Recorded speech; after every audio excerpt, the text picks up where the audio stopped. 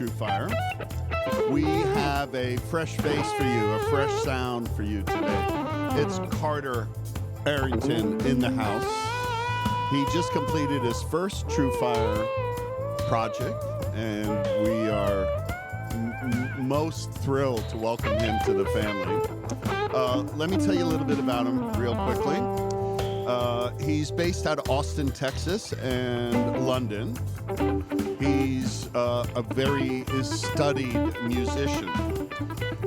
He is a passionate educator. You'll discover that shortly. And he's worked with Arthur Brown, Prager, Eric Johnson, Bernard Purdy, Fred Wesley, David Grissom, Colonel Bruce Hampton, Kirk Covington. He even got to perform for James Brown's Funky Christmas for his family with the legends Bernard Purdy and James' longstanding trombonist, Fred Wesley. I love this quote. I love this quote because I love Arthur Brown, whose quote this is. Carter Arrington, string strummer extraordinaire, exquisite conjurer of sound, seeker of the original note. What a joy to play with this master of his instrument. Technically brilliant, melodically inventive, at home with heavy rhythms as well as delicate cascades of fragrant notes. I love that. He goes on to say, what a pleasure to spend time with this kind, brilliant human being, reliable, conscientious, a great team player, already respected and sought after among the cream of players in the world capital of music, Austin, Texas. What more do you want in a musician who happens to play the guitar? That's Arthur Brown, who also described his style as tone-twisting electromorph. Anyway, Let's shout out to Carter. We'll duck down the track. Hey, man. What's going on? Welcome to TrueFire. Thank you for having me, man. This is your first one here. It has been a fun couple of days. The first day is always a little freaky, isn't it? You know, dude, I was stressed, big time. I know, yeah. But you relaxed right away, right? That's really par for the course. It is a little, number one, it's a new thing. Number one, to come into the studio, you got all the Hollywood lighting, robotic cameras, this, that, and the other thing.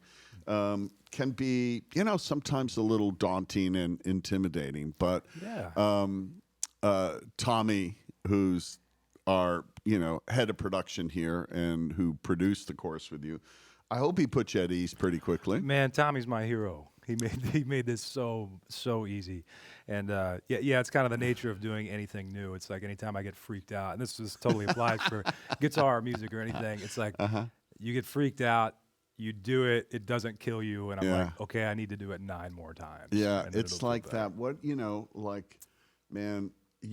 Going on stage, even professionals who've been doing, something for, 40, 50 years, still get those butterflies in their stomach, Did I tell you that Ozzy Osbourne story? No, I don't think we go talked ahead. about this. So, Henry Rollins' last talking show record that he put out. There's this story where Rollins' band gets called to open for Ozzy. Yeah. And he goes to the venue. He's cruising around and navigates all the stuff backstage. And he gets to Ozzy's room, and Ozzy's pacing back and forth. And he goes, oh, Henry, hi, how you doing? And he's like, Ozzy, what's wrong? And he's like, man, I'm nervous. He's like, you're nervous? It's impossible. He's like, what's the problem? And then Ozzy says to him, this blew my mind. It was just like, he's like, man, I'm afraid that nobody's going to show up. Oh, my God. And this is like, and then Henry's like, man, you haven't not sold out a concert since 1970. That's crazy. Statistically impossible. But the guy still deals with it. Yeah. It's still I think everybody deals with it, I mean, just judging from, the experiences, we've been privileged to be backstage with many of our artists. We see them get a little bit nervous before going on stage. Sure. But even coming in here, guys that have been on the biggest stages in the world, they come in and they're just a little shaky until they get kind of comfortable in their groove, which you very much did, and you did it very quickly. And man, we're thrilled with this new project, and I think TrueFire students will flip out.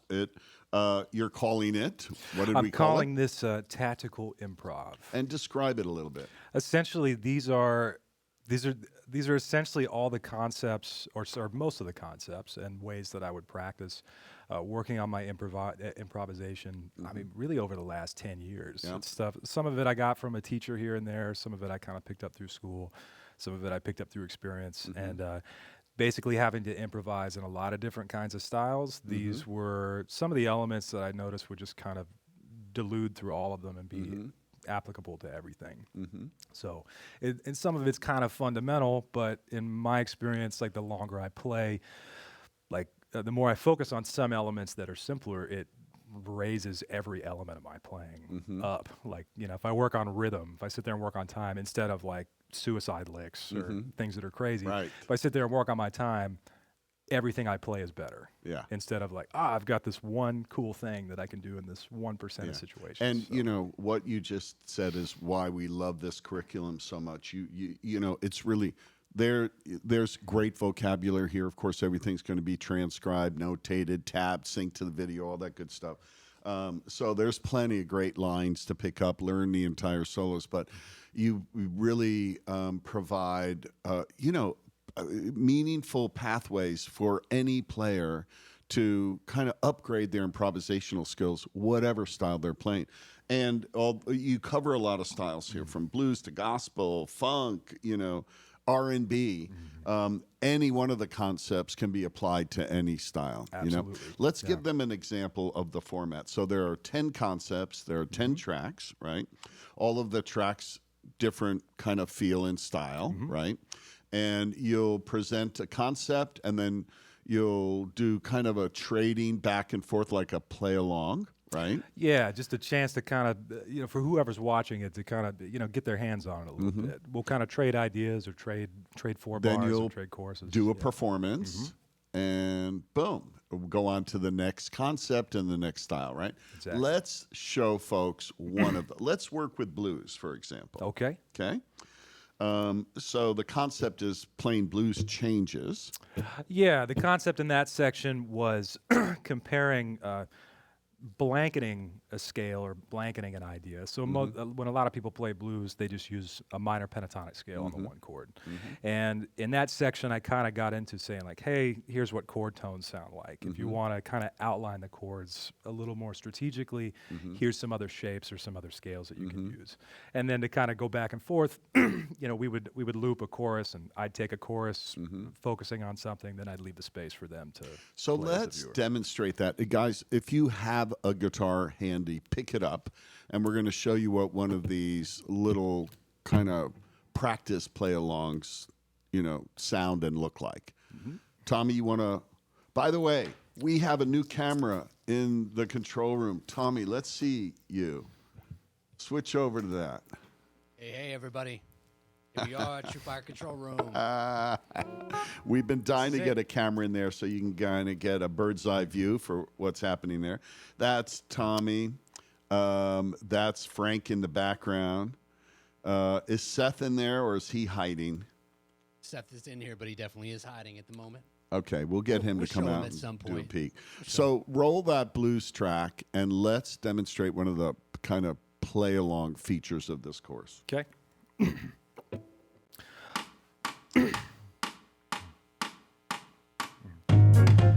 So I'll start and just use A flat minor pentatonic for everything.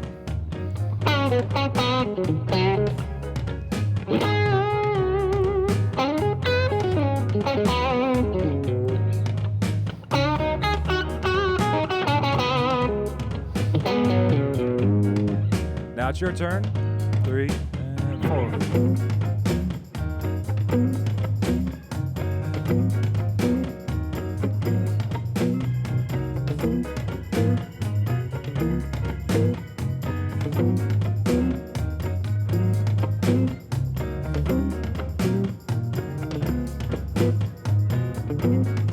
Now I'm going to use A flat major pentatonic on the one chord.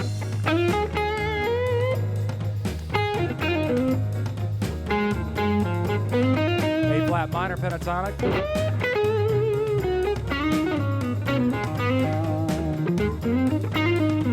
E flat major.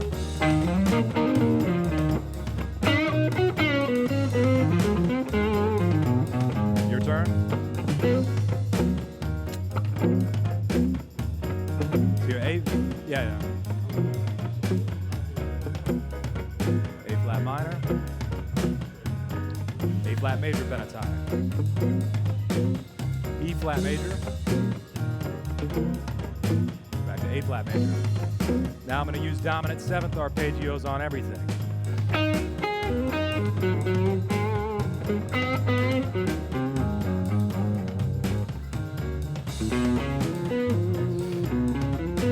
A flat dominant. E flat.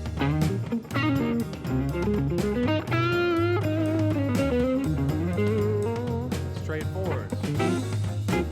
So now this is your chorus, my bad.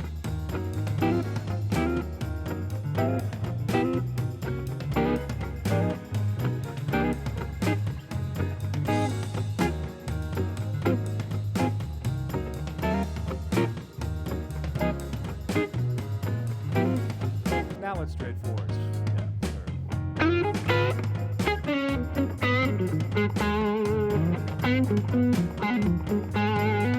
your turn.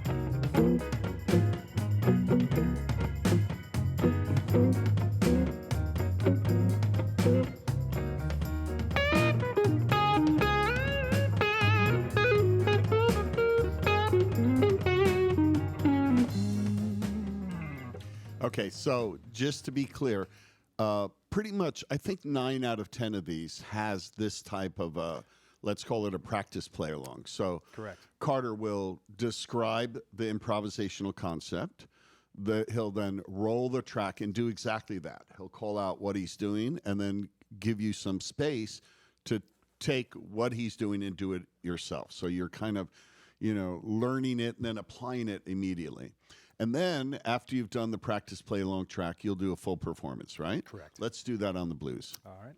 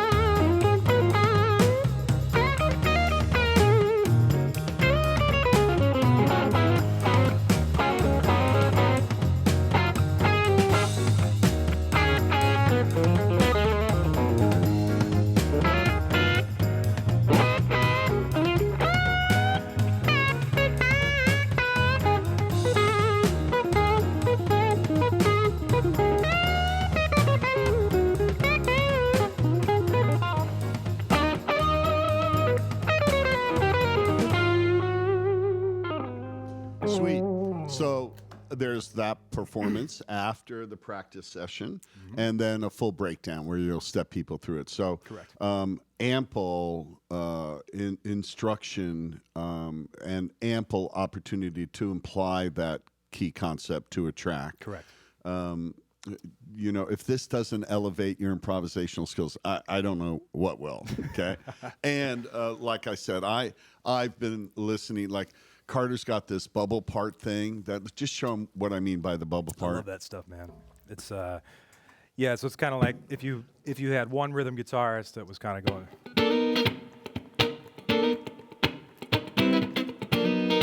The bubble guy would be like.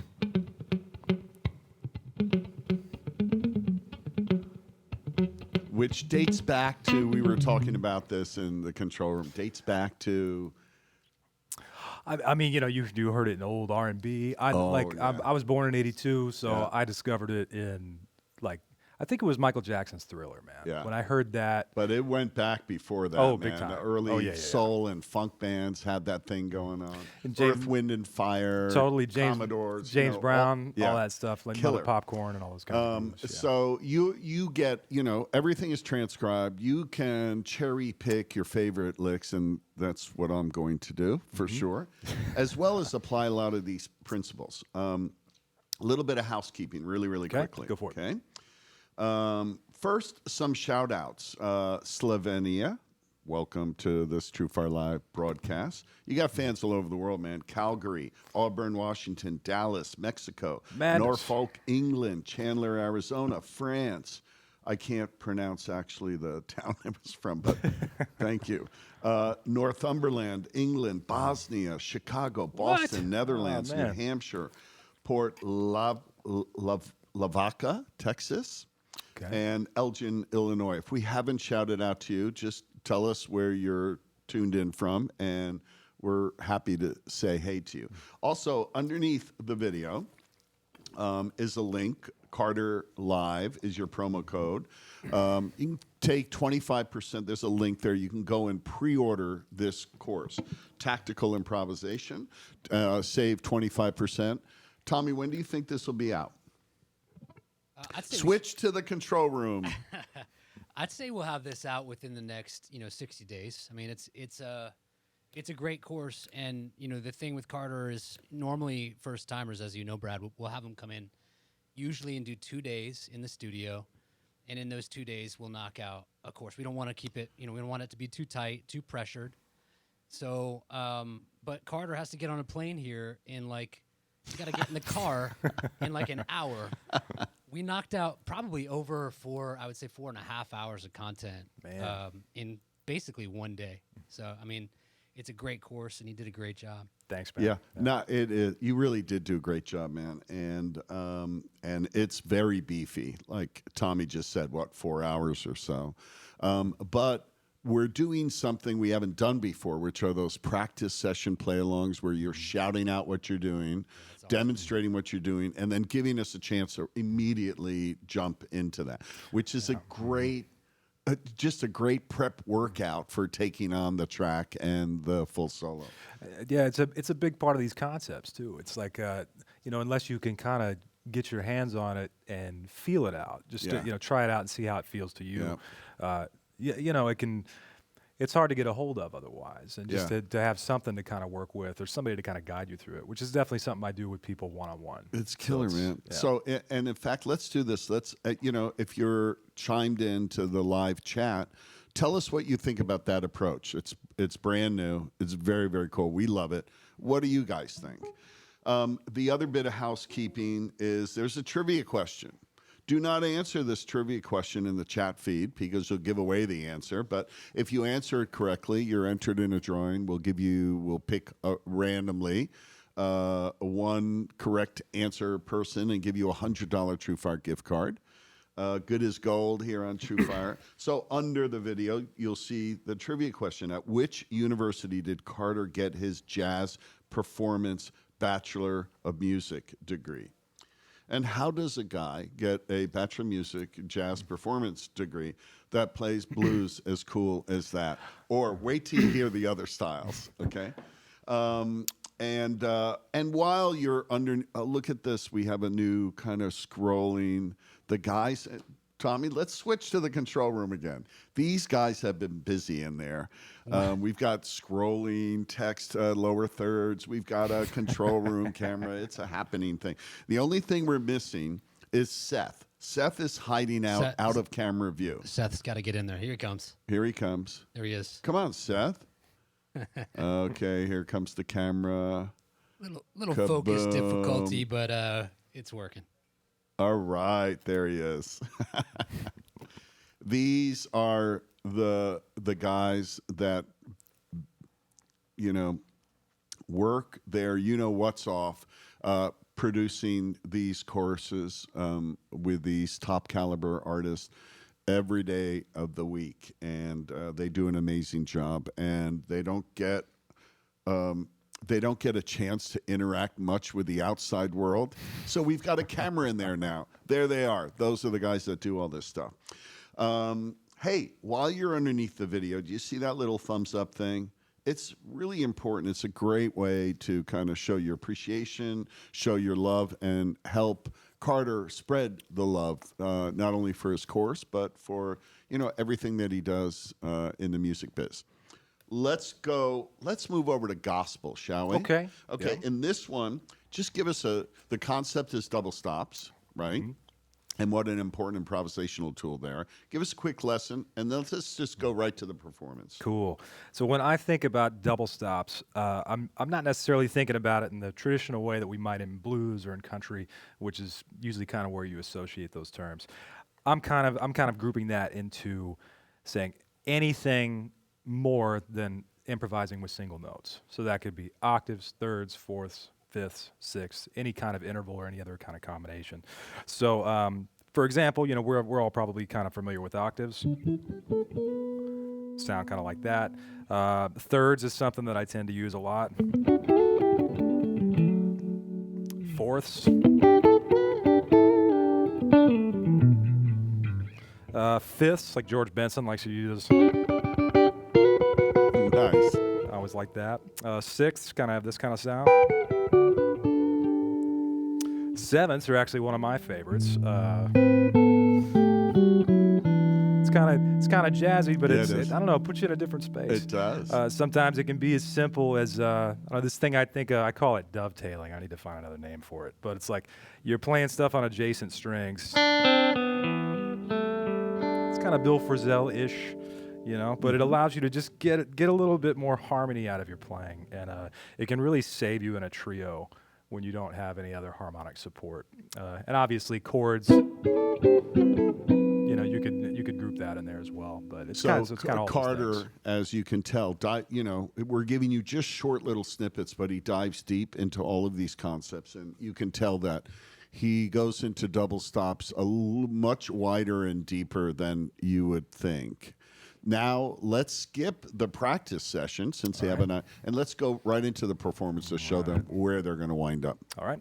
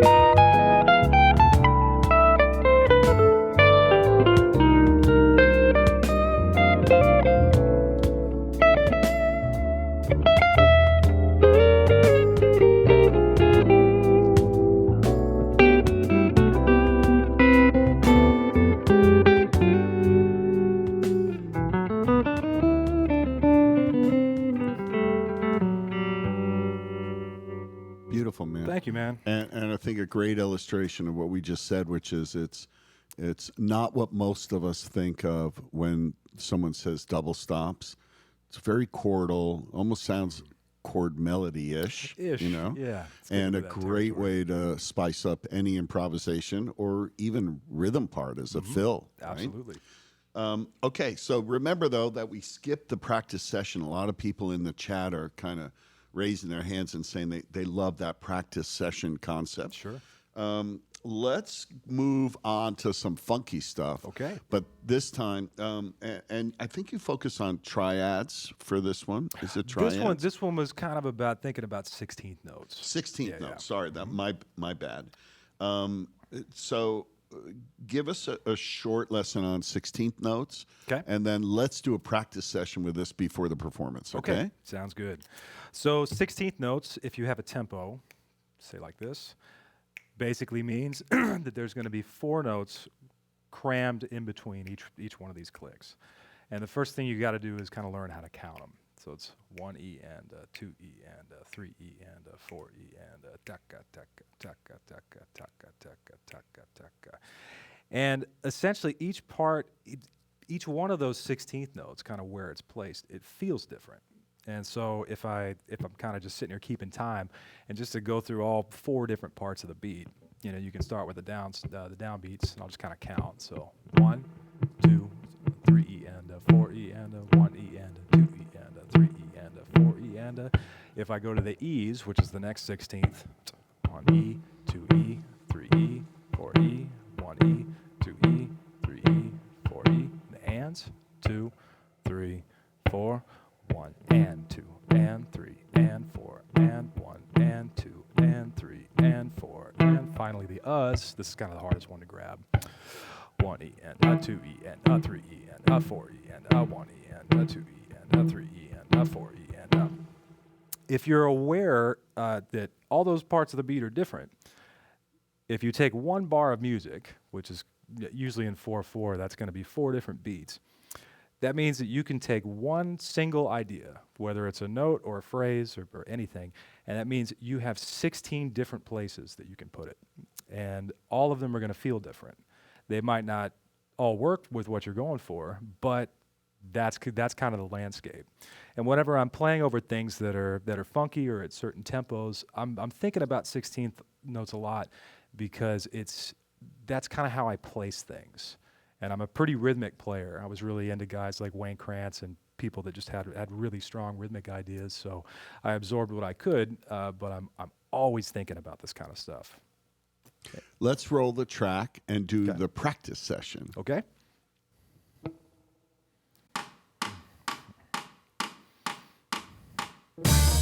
All right, so let's say I start with this. I'm gonna take a small idea and I'm just gonna put it on the downbeat. 3, 4. Now, I'm gonna shift that over to beat 2 instead of beat 1. So we go 1, 2, 1, 2, 3, 4, 1. 1. 1. Now beat 3. 1, 2, 1, 2, 1, 2, 1, 2. Beat 4. 1, 2, 3, 1, 2, 3, 1, 2, 3, 1, 2, 3. Okay, so now I want you to try the same thing. I want you to just try a small idea, just a couple of notes, and I'm going to give you about 16 bars, but I want you to see if you can just be aware of how you can change the placement a little bit. And then we'll go back and forth and just kind of jam over this a bit. Here we go. 1, 2, ready, go.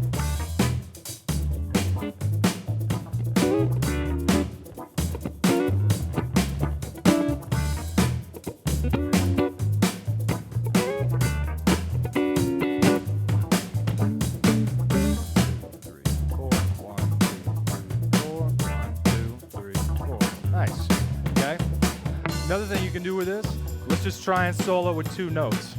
Okay? I'm gonna take E right here on the A string and D, and this is the only register I'm gonna use. But just try and get as much mileage out of that as you can. 1, 2, 3, 4.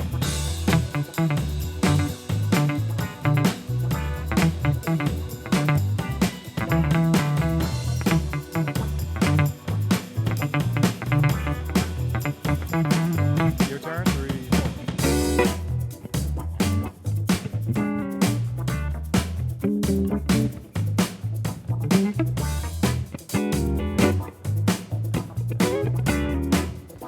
Back to me.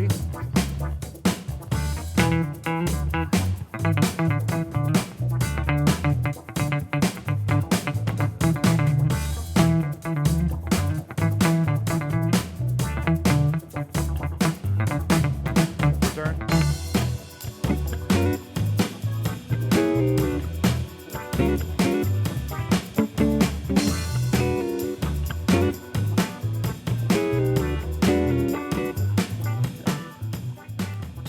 So on and so forth. So practice session. Tommy, how long are the practice sessions? I know I'm cutting them very short, right?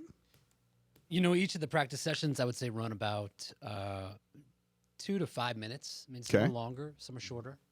And, you know, the best way to work with a practice session is just, you know, use the TrueFire controls and just loop it. You know, you can loop a section of it, you can loop the entire thing, and just keep working on each of the kind of, what Carter's doing is breaking down the application, the concept, into little bite-sized chunks. You know, so work on one little chunk at a time and just loop that around until you get that thing. And then we'll do a performance. So go ahead and roll, and let's see what you've got for us there, Carter. All right.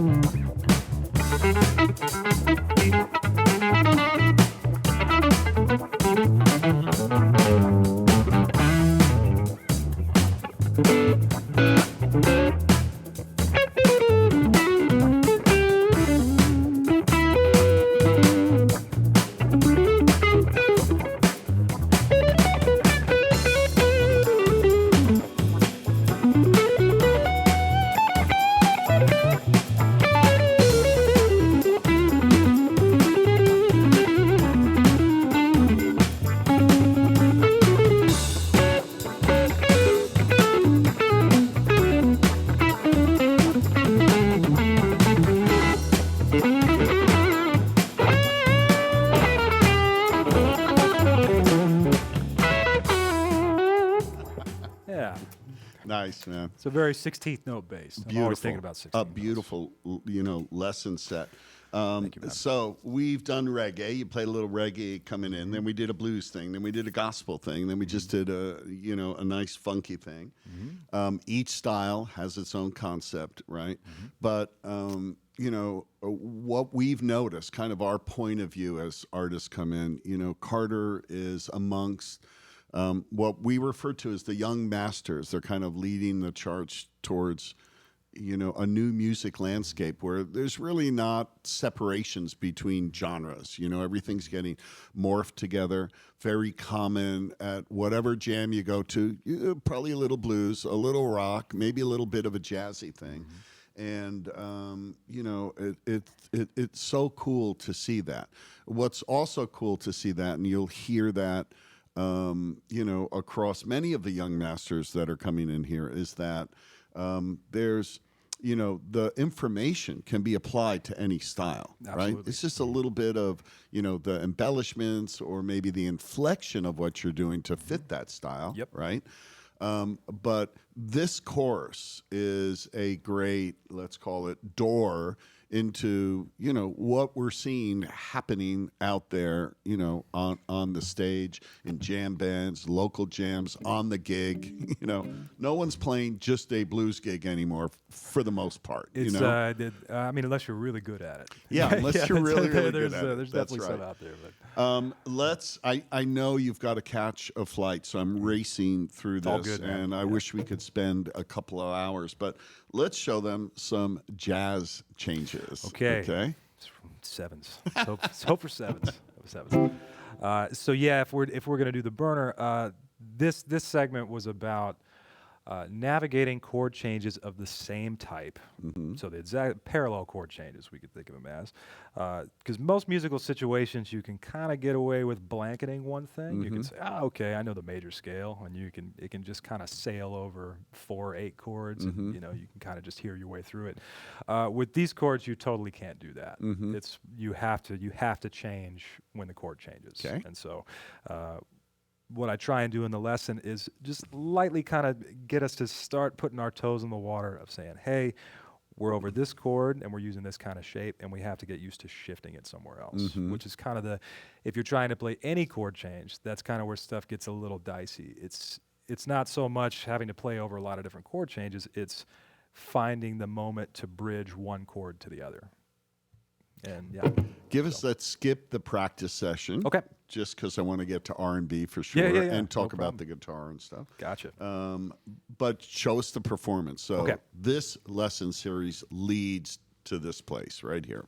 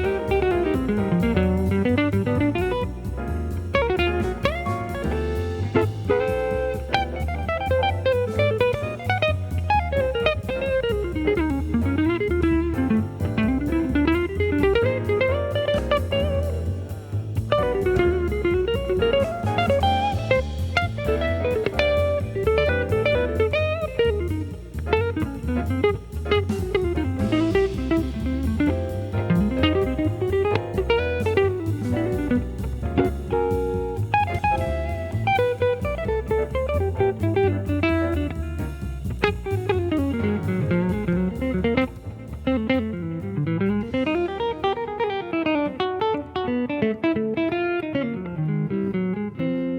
we go. Yeah. Beautiful, man.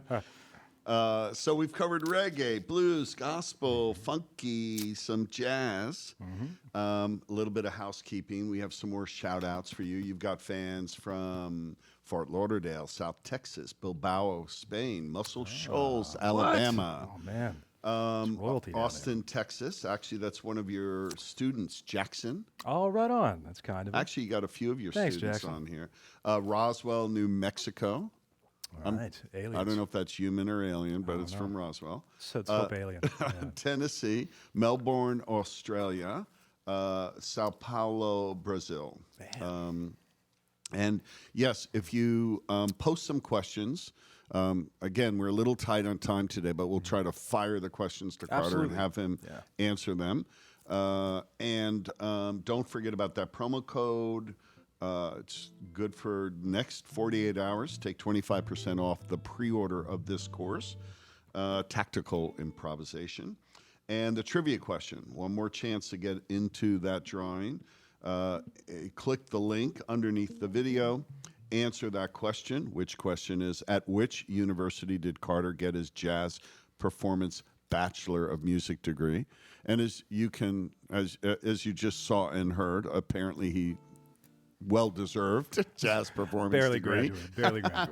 And listen, while you're over there, click that thumbs up. Come on, give him some love. He will appreciate it. We will appreciate it. And you'll feel much better after doing so. Okay? R&B, man. Okay. One of my favorite genres. And on this one, can we squeeze in a short practice session, Tommy? Would that be okay? Yeah, I can. Carter, I can pull up the loop that we made for this. Yeah. Let's do the short one. Sure. Yeah. It's really, everyone is really digging that feature of this course. Absolutely. Good. Along with us. So let's just show that here. And on this one, it's again on chord changes, right? It's good on. Yeah, it's again on chord changes, and you're basically going to have 2 bars on each chord, but none of the chords are really related to each other in the same key. Okay. And once again, you can't really get away with the blanket thing. Mm-hmm. But we kind of focus on trying to take one harmonic idea through 12 keys. Very nice. And, that kind of helps you lay everything out on the Cool. fretboard. But in the practice session, kind of what I do, we take the first 2 chords of this progression, which is going to be kind of... This is the tempo, I think. This is G minor 7 to A flat major 7.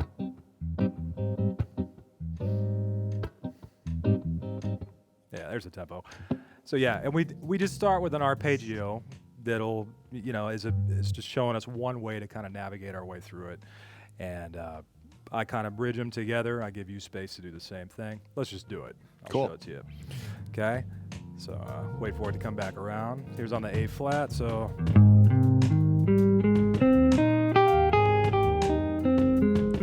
Then G minor.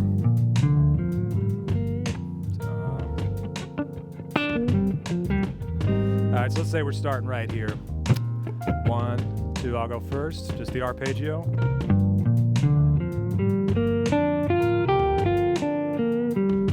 A flat major 7. Your turn.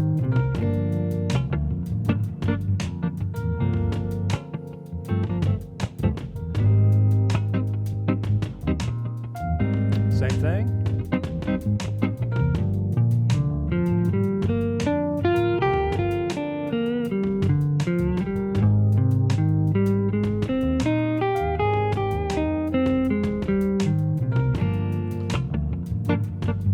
Now as we go forward, feel free to mix the notes up. You don't just have to run straight up and down each shape.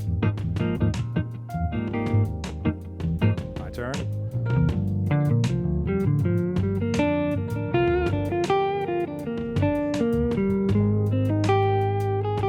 Or just start improvising within it, still using the same shape. Your turn.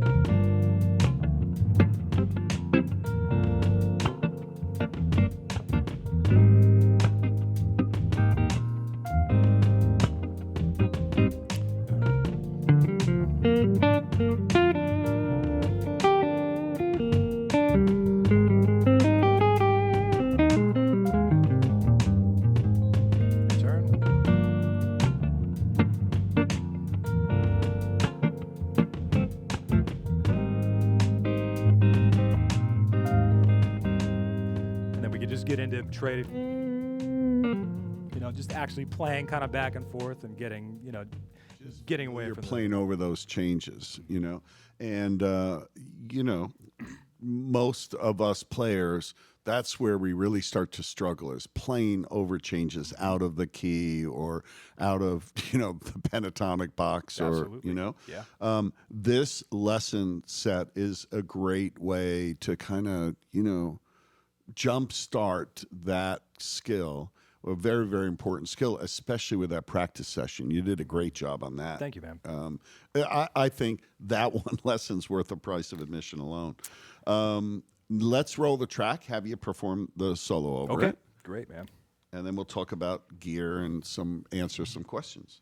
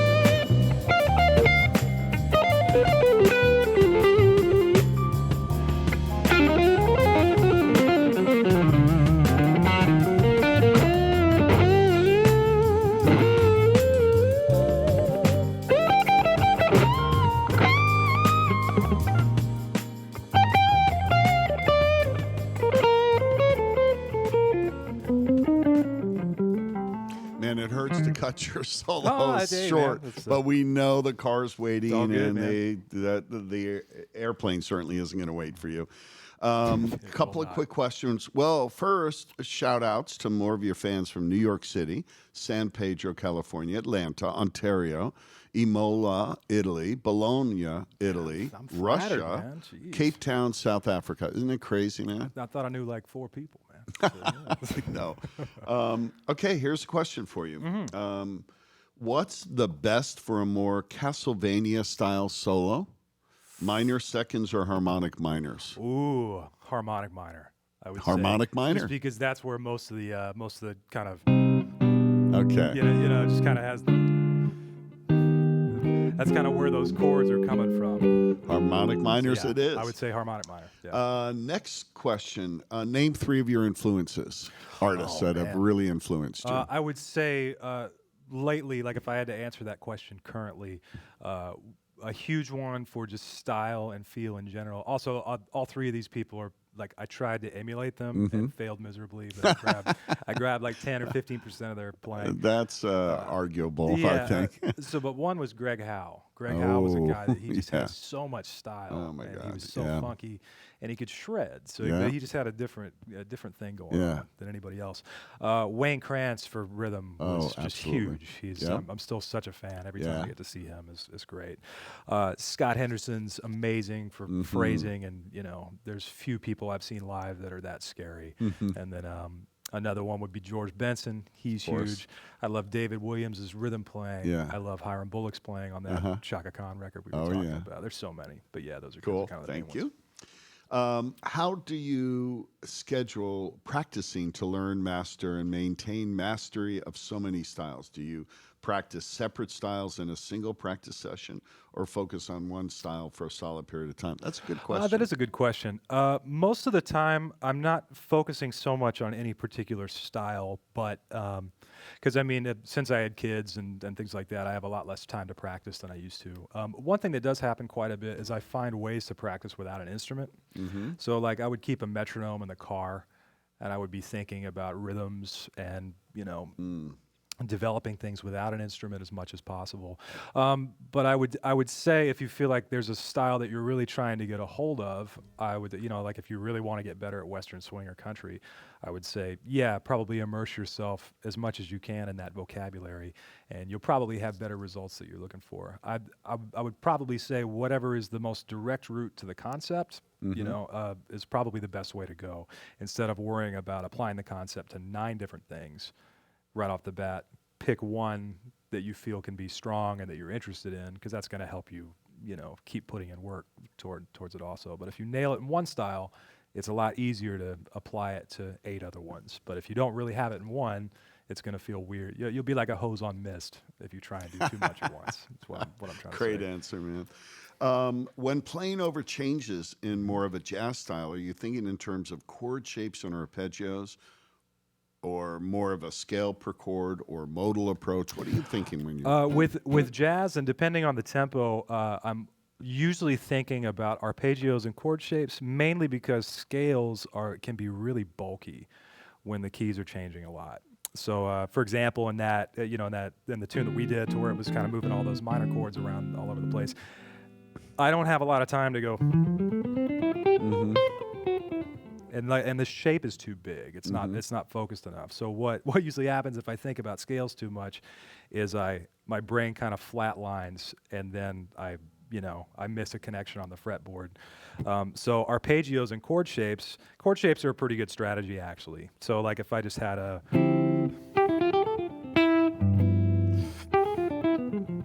I'm not thinking about like, oh, okay, that's the D Dorian, or this is. That's too much information for me. So I'll kind of just sit there and be like, okay, that's the arpeggio.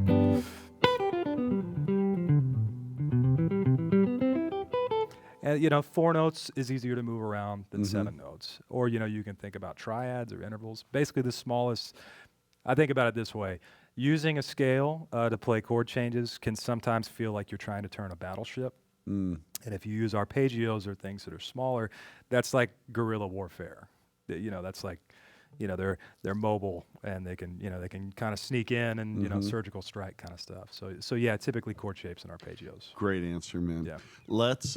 We are definitely running out of time. We're going to pull a winner for the trivia question. I believe Doug's going to do that and then announce it in the thread. Let's do a quick guitar rundown. There's a lot of questions about your guitar, the pickups. Run it down from string gauge to pick. That's the most common question. You know what we want to hear. Yeah. Everything. So this is a guitar I bought when I was working at Mars Music. I was 18, I think. I played on a Korean Washburn for like 7 years before. So this is the first nice guitar that I ever bought. It's a 2001 American Series Fat Strat. So the pearly gates, which is in the bridge, that was stock when I got it. And this other luthier at the time kind of threw these in. This is a JB Junior in the neck and a little 59 in the middle. And they're both coil tapped, so you can kind of get some single coil sounds out of them as well. What would happen quite often in Austin, Texas is you wind up playing so many gigs of so many different styles, and eventually you get kind of lazy. And so you put one guitar in the car, and I tried to make this one guitar do a lot of things. And so that's part of the reason I'm still playing it. I just figured a lot of stuff out on it. But I play 10s, D'Addario 10s. It's been that way for a long time. Picks, I usually use Dunlop greens, but I've had a yellow the last couple of days. And yeah, man, that's most of it for the guitar. And when you're out gigging, what kind of pedals do you have on the floor? Right now, I've got a Durham Electronics Sex Drive Boost. That's kind of the first thing that's going on the board. And my pedal board's in shambles at the moment. After that, there's usually a Boss OC2 Octaver, which is one of my favorite pedals on earth. It's just completely selfish and a lot of fun. Yeah, I love it, man. But that's not on here right now because I had to use a compressor the other day. I've got a wah pedal after that. I'm using an old Buddha wah that I've had for years. The big one that people are usually asking is like, man, what are you using for distortion? What's your distortion story? Sure. So all the light gain stuff, I've been using a BB preamp for about 5 years. And then the rig for a long time was the BB preamp and then a Maxon 808. And when I was raging or doing things that were a little more technically demanding to where I needed more cushion, I would use both at the same time. But now I haven't used the Maxon in a while. It's still on the board. I can't bring myself to kick it off yet. But I've got the BB preamp, and I just picked up the Duelist, which is a pretty smoking distortion pedal. After that, I've got a Earthquaker Devices Ghost Echo, which is one of my favorite echo pedals, or reverb pedals rather. They also make one of my favorite ambient sounds from them. They're such a great company. Is the Levitation. That is like one of the greatest spatial, reverb, nice, big washy kind of crystalline sounds. And that combined with their Space Spiral is one of my favorite recording sounds, those two things together. After that, I've got a Strymon Timeline, which I barely know how to use. I probably have 4 presets in it, and I've had it for 6 years. And then I can say the same about the Strymon Mobius. That's kind of the same deal. I've got about 4 or 5 presets, so that's kind of my Do you run down your gear on your website? I don't, actually. You should. I should. People I should do that. love that, yeah, myself included. I keep forgetting that. Tell everyone what your website is. It's CarterArrington.com. Go check it out. It's a really nice website, Thanks, man. You've done a great job on that. Thank you. Tommy, can you run down how you've recorded Carter in session? Yeah, absolutely. We're using the Fender Princeton and Royer 121 and a SM57 right on the cab, and then we've also got him going through the aux, so it goes out of the amp into the aux, and we're creating a little bit of a, we use the aux for the cab modeling in there and some of the room sound. So that's a really cool tool that we use on a lot of these sessions. But yeah, man, most of it's in the hands. The guy that's playing the guitar. Thank you, sir. Yeah, the aux, you use that aux a lot, don't you? We use it all the time. Actually, and we use the Princeton a lot, don't we? Yeah, that Princeton's great. We took, this was a Jim Campolongo recommendation. We took the stock Jensen speaker out of it. Excuse me.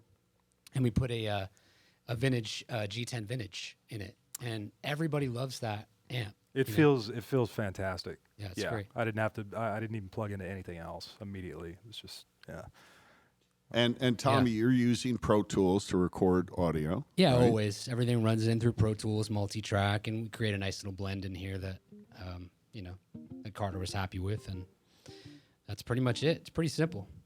Were you happy with the sound we got? yeah, man. Felt right at home. Yeah. Very good. Okay, guys, it's the witching hour.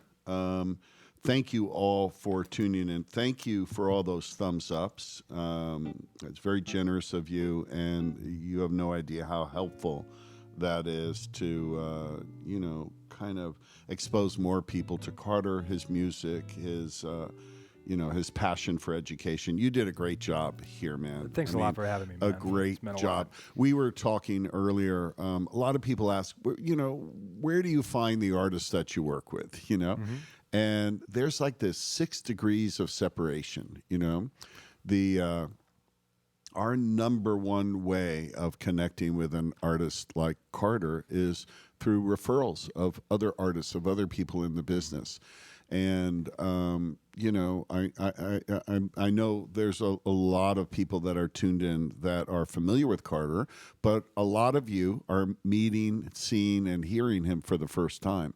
And you know, thanks to technology and the internet, and you know, being able to do things like that, I think it's such a you know, an incredible way to connect artists with fans and students. And you know, it's like a whole new world, man. You couldn't do this. Like, you couldn't even, you know, the technology was there, but 10 years ago, even something like this wouldn't be possible. It's pretty crazy. Think about all the time zones, all the countries, all the whatever. Okay, so guys, the winner is, looks like, is it Greed 72 or Griad 72? And where did you get your degree? What was the university? That was at the University of Texas, and they were all very patient with me while I was there. Yeah, I'm sure. Thank you, guys. Very, very humble cat, man. You're, you know, we're really looking forward to having you back. We've already talked about a variety of topics that we can cover and getting you on a fast track here. We're going to get this course. I think we've even announced a launch date. I think I saw June 8th on this, so it's right around the corner. Take advantage of that pre-order promo code. I mean, that's 25% off. Next 48 hours. Do it now. I guarantee you will not be disappointed. And you know what? If it's not what you were hoping it would be, you know, we have a noteworthy guarantee. You know, we'll give you your money back. But I'm quite confident you will really, really dig this course, whatever level, whatever style. If you want to improve your improvisational chops, this is the way to go.